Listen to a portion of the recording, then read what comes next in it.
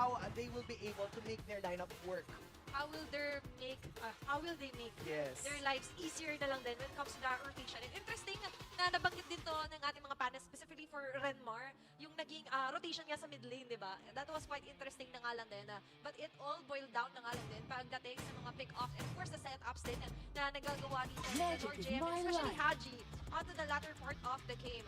Na kung saan parang tingnan pinaglalaro niya emosyon ko kanina. Oo nga There was an up and down for me onto the emotions. Tapos, hindi lang yun, di ba?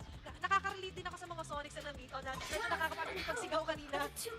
Grabe yung mga pagpasok din talaga ni King Kong. And we cannot deny na nga lang din yung mga nakakabang possible pick-up kasi na pwedeng gawin ni Super Prince. And sa mga bagong dating ulit sa stream natin, actually, Black International picked the blue side. Yes. Kanina po, red side sila. Ngayon, with blue side, they have the luxury to prioritize. A hero na nga ba for MP The King na kanina, hino-hope for ng ating mga panelists. And this game, yung game number 1, yun yung first game ever sa MPL Philippines Season 14 na natalo yung Hylos. So, yun yung parang ways pala to go about a Hylos na wag mo siyang pansinin, instead na isoak niya yung damage output mo, diretso na kayo sa backline. Parang hayaan mo na siya magwala dyan. Hayaan mo siya mag-tantrums. Yes. Kumbaga. And Yung sometimes, boyabak. parang kailangan kasi ng tough love. Binigyan nila ng tough love muna doon. Si Brusco. Although for this one, ito kasing Roger po, it's still a flex, di ba? Yes. They could possibly give this to Outplay. Nakikita naman natin na ginagamit na din I am the before. priestess But of also primal hero lightning, for FPC. the hunter of all But the evil Coach Wynat, gods. or Coach Wynat naman on the lead here for the draft for Fnatic Onyx Philippines. Maganda agad na kinuha nila yung link, tapos may Ruby. Ito yung isa sana sa tingnan natin na pwede mag-hold off sa mga assassin kapag may lumapit, konting sayaw-sayaw, or ikot-ikot with the Don't Run Wolf King. And of course, we have the I'm Offended play na pwede niyang i-reserva as long as merong mga possible incoming attacks or pagka may nag-in na isang Lobo from inside the International.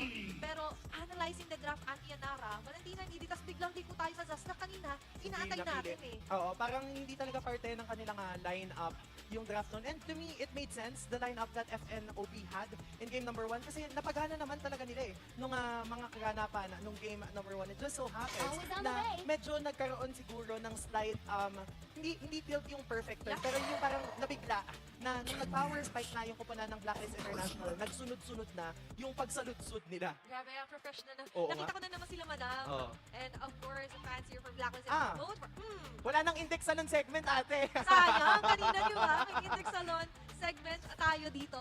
Pero for the side naman dito, parang shoutout kila Manuel with the heart pa dun sila, Paano po madam. basahin Sir. yan? Oh, Zes? Opo, Zez and Heart. Yes. Shout out sa poblasyon. Ay, siya naman ito. Last NP All Season ko, may kasama pa akong GF. Ayan Ngayon wala na, pala. kuya. Ito Okay pala lang yan. yung All the injustice in the napansin Hombre kanina cutie. nila Renmar. Sorry, pugax muna. Sige po.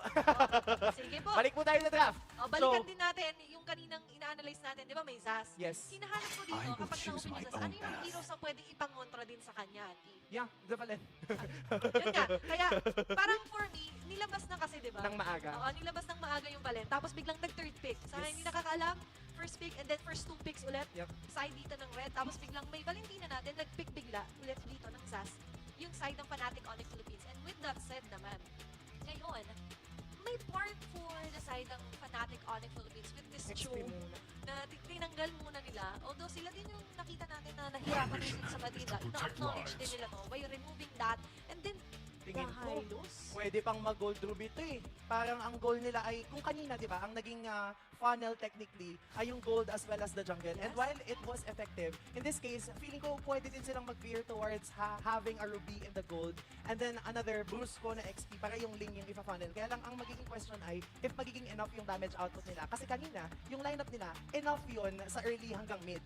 Pero nung nagkaroon na ng bawas yung side ng Blacklist International, dun na nag-fall short. But then for Blacklist naman, pwede pa din nilang gawing double marksman yung lineup nila or magkaroon sila ulit ng gold lane na fighter base. Tingnan natin, no? Kasi nakita naman natin online. yung isang Ruby onto the gold yesterday Yep. for Super Marco. Pero for Blacklist International, we were just discussing this yesterday nung iniisip ko, behind the camera po ito ha. Kasi sabi ko, parang ano ba yung mga naalala ko ring heroes for MP The King na pwedeng lumabas? Or pwede na pinapractice niya, nakikita natin Ano, sa mga previous na laro niya. And that's going to be the Joy. Medyo matagal na nagpahinga or matagal natin hindi nakita agad Yeah. yung Joy for week number 1. And ngayon, that they blocked that in, let's Ruby Gold. see kung paano ito lalaroin nila MP The King. And then it's going to be a Ruby Gold. So, Yeah. hindi na tayo super masusurprise Yep. kasi nga, nakita natin yung possibility na gumana Yes. yon Although for the battle kasi kahapon ng F-Cup, medyo nakita natin yung struggle nga Yeah. what they can dish out pagdating sa damage. So definitely now, magiging focus and priority dito ng side ng FNOP ay ma-feed and ma-funnel nila yung Super Prince na Zas as well as King Kong in that lane. But then as we head on into game number 2, these are the lineups for both our teams. It's Blacklist International versus Fnatic Onyx Philippines. Ito na. It's going to be a match point na nga lang din dito for Blacklist International. Although pagdating sa points natin, ang pinaka-importante ay masarado mo Ang serye. serye in your favor. Yep. Pero what matters is you take the lead, take the momentum to ensure a victory for your Welcome smaller to team. Mobile Ito na, Legends. For game number 2, Fnatic Onyx Philippines versus Blacklist International. Ito na yung maagang pagkalaw ng ating mga miyembro as we head on into game number 2. But bouncing off what happened in game number 1, Athena, I would say na even pa din naman yung ball game makikita natin right now, no, si King Kong, meron siyang war cry and nabanggit na din natin ito kahapon sa panel na yung war cry is a new emblem na magdi-dish out ng additional damage output based and after 3 basic attacks but outplayed. Ang aga naman yan. Grabe naman yun. I like that confidence swag at United with the recall for outplayed. It's all about the mind games din, yung mga aurahan, kumbaga. Yes. Diba? Inside the game, it's all part of his tactic na nga lang din. And he has the luxury to do so. Kasi Yep. diba, kung naalala nyo, kanina, yung mga first blood natin na nakita, at syempre, yung mga pagkaroon ng mga clutch moments na nakakasurvive sa outplay, na hindi nga siya napitas actually sa game number 1. Pero ito yung ina-attempt naman ni King Kong na pitasin. Yung ilan sa mga uniform naman dito ni Epic King pagdating sa jungle. Pero moving forward here onto the mid lane muna tayo. T1-2, Haji, Perks, and Cabrusco na alam din together with Super Friends. Oo, pero nandito lang din naman dalawa para sa dalawa. Pero Tebe Suplente kakasanap with the 4 blades coming from the king of the jungle. MP the King susubukan papagsakin si Kirk. Babagsak yung dinosaur pero yung Joy to the world. Joy to the world is alive! Tatlo humahabol sa isa pero siya na rin ang babagsak. Grabe naman si King Kong dito! Sabi niya, champion! Pero si Perks nandiyan na nga lang din! Ay, nahabol pa rin. Kaya naman nung pagkakalas ni Haji na kanyang first kill ay babagsak din si King Kong. Grabe naman yun. Makapigil, hindi nga. 2 minutes pa lang po tayong paalala. Pero grabe naman tong dalawang kubunan natin ayaw magpadaig. 2-on-2 kill score. Yep. Sabay respond dito ng unang turtle. There's going to be more members here for Blacklist International. Kinagat 4-on-4. na yung Litonas welcome. Wala yata siya makakaganda. Ay, Hindi ko King pa rin makakakuha ng turtle. Babagsak na din si RJM. Pero yung kick-yam, pinapabagsak yung mga miyembro ng side ng Blacklist International. Si Haji Kokobien yata na yung kick-yam. Pero ang gagawin na lang din naman ng FNOP ay kunin yung purple bomb so as to be able to deprive MP the King ng kanyang necessary purple. Gusto ko yung medyo may pagka-dramatic effect na parang may pagka-senti doon si King Kong. Nag-aantay lang siya eh. Oo. Tapos at the very last second, or last AP board ng third na siya, siya bumaba. Yeah. Sabi niya, sige dudang work for me. Yes, Later kayong on, bahala. ako nang mag-aani, di ba? Yes. He's observing his loyal teammates na nga lang din, of course, yung kalaban nila doon. Pero sadly daw for MP the King, parang medyo nababasa yung kanyang mga attempts doon. Yeah, and kung titignan din natin, coming into the first third time, merong 1 level cap, si King Kong against MP the King. And as a jungler, that's really what you want. Kailangan lamang yung level mo against your jungler. Kaya kailangan mong kunin lahat ng jungle caps as much as you could. That way, mas mataas yung bawas ng inyong retribution and mas madali for you to secure the turtle. Kaya Yeah. kahit nahuli siya, it didn't even matter. Yeah, it's really important then that you focus on to leveling. Yes. Diba? Eh, nakikita rin naman natin dito na tina-trade nila i-manage wisely. Even for MP the King right now. Just farming up all that he can. Kaso nga lang, naging kaganapan talaga doon ay si King Kong. Continuously din siyang habang naghahanap ng mga viable na jungle monsters. Nakakakuha sila ng mga targets. Pero yung bato yata ang susunod nilang pababagsakin, joke lang daw. Sabi nila kasi ayaw din naman nilang mag-overextend considering na 22 seconds bago lumatag Pwede sila ang dito, ikalawang turtle ng ating laban. Hindi yata dito ang magiging biktima pero sumakay lang din naman siya doon sa kikiam na kinopya niya galing kay Super Prince. He will stay alive with an 8 seconds left before this turtle comes up. Wait lang. Oh, ginagantihan okay, na. Okay, MVP ka ng game 1, Oh. Itong sa'yo. 1-1 Thumbs kayo, up. 1-1 kayo sa pagpapalo. Okay, 1-1 muna tayo, pre. Pero ngayon, mabalik tayo sa may bandang bibili. Kami lang storya din sila, Oo, Auntie, di ba? iba ang kaganapan. Pero mamaya, magsasanib pa sa yan. Sasanib na rin sila kapag nagkaroon tayo ng mga heavy team fights na nga lang din na ngayon, mag-focus din tayo sa pangalawang turtle for this round. King Kong, ngayon sumasama na siya sa pagsisisyon dito sa turtle na ito. Yung Doris pathway nila kasi nilatag na rin naman pero sa King Kong pa rin makakakuha ng second turtle na tumatas. Subukan ni Lord JM ihuwarin ang kanyang kalasag pero hindi na yata aabot kasi 5 laban sa 4 ang nangyari tapos level pa, lamang sa level doon si King Kong. Tsaka habang nangyayari lahat, yung in-observe ko lang doon si Kirk eh. Yep. Talagang yung idea niya, umabang ng mabang kay MP the King, nag-a-attempt si MP pinakita yung U-turn pa eh. Yeah. Di ba? Yung U-turn doon siya sa likod, tapos siya kasha mag-out ready, mag-count ng turtle dito kay King Kong, but that didn't happen. Kasi continuously, the Fnatic Onyx Philippines has their sights on where he is positioned, pero gusto ko to. Kasi walang nangyayari sa gold eh. Walang Pero- dumadalaw. Ano lang sila, balikan lang. Oo. Pero maganda doon, grabe na nga lang din yung sabi natin banter sila pagdating sa mga sticker or emote na nga lang din. Tapos ngayon medyo Oh, napapaligiran ayan na. siya dito, Ayan Adrian na. Nara. Napapaligiran ka na, outplayed, kaya magbaback away na siya. Tapos ang magiging target ng FNOP ay kunin ang first outer turret dito sa ating gold lane. Medyo interesting kung paano sila maglalaro ng 5v5 mamaya.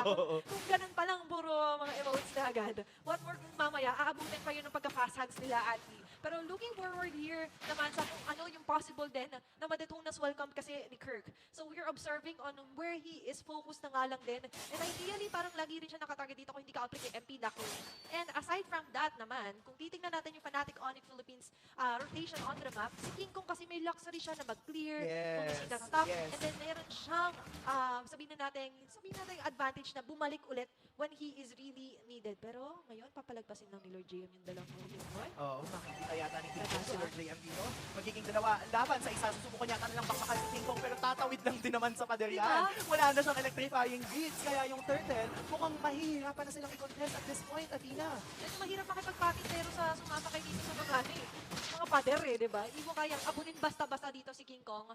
Not Ang unless boost ko naman later ang on, line-up nila. kapag nag-5v5 tayo, si Haji makakuha ng magandang pag-lock dito ng Allen din kay King Kong. And I do agree na may pagka-brusko, not only onto the name, but also kasi sa heroes na meron dito, Yes. yung Fnatic Onyx Philippines. But aside from what Brusco can do, kasi yung mga spawn ni Super Prince is very useful just so ma-proc nila yung ultimates na meron dito yung Blacklist International. Kaya magiging madali para sa kanila na kunin ang outer turret dito sa ating mid lane. Opens up a lot of possibilities in invading the jungle camps. And again, we've already mentioned this, yung mga maliliit na ginagawang ito ni King Kong, lahat ng mga green na kaya niyang kunin, kinukuha niya, that's a very huge thing to deprive MP the king, the jungle, and the farm that he needs. Eh nakikita na natin dito for Black International, they're having a hard time kasi bukod sa napakahirap piliin ngayon nila Super Friends at Brusco kahit laging umaharap, kasi naka-purify, and also, may added survivability kasi si Super Friends once he activates the Dominator's Descent na Yep. pagka nag-ultimate kasi siya, di ba? And with that, nakikita natin kung ano yung nagiging result nito. Pag hindi sila napipitas, there's no one that could stop them from totally destroying each and every turret na kapag nagsama-sama sila, is sure na gusto nilang kunin yon. Oo. Kaya nga nakikita natin, no, sobrang hindi maingat yung paglalaro ni Super Prince, aggressive. Kasi nga kagaya ng binanggit mo, yung Dominator's Descent, alam niya na mabubuhay siya regardless as long as yung tatlong Brusco na miyembro, namely Kelra, Brusco, Tas may and ganun Kirk, pa, no? mag-respond agad siya. Talagang parang nagsasagalan lang siya sa gitna, tapos may dalawa siyang escort na nga lang din doon. PSG. Oo, may PSG yung sarili dito, si Super Prince. Kita mo, that's 3 members po na medyo nagpa-poke around kay Bruce mo.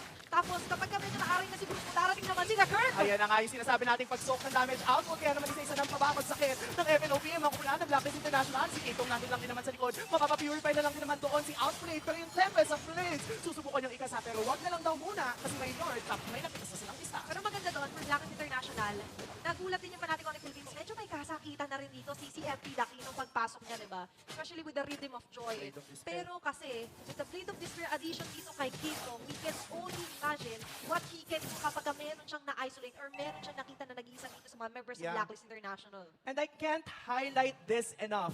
3-level gap ang meron dito si King Kong. Pero natin lang din naman may nagpapasyagul sa river. Isa-isa na yata ang susubukang pabagsakin ng FNOP. Ang mga membro ng side ng Blacklist International. Si Perks yata ang unang magiging biktima. Si Haji yata nandun lang din naman. Pero yung ginaya yung Dominator Descent, makakapagtaboy sa kanya. Lumabas na siya doon. Kaya naman 4 laban sa 5 dito sa unang Lord ng laban. Ang dami kasing slow na nalalagkit sila na apakan nila doon yung mga high clones na Yes. pinapakawalan nila sa dito ni Super Prince na by the way, hindi niya agad nilalatag. Kapag medyo nakahampas si Bruce, Yeah, saka nilalatag. That's why it's a really sticky situation ng Alan for Blacklist International.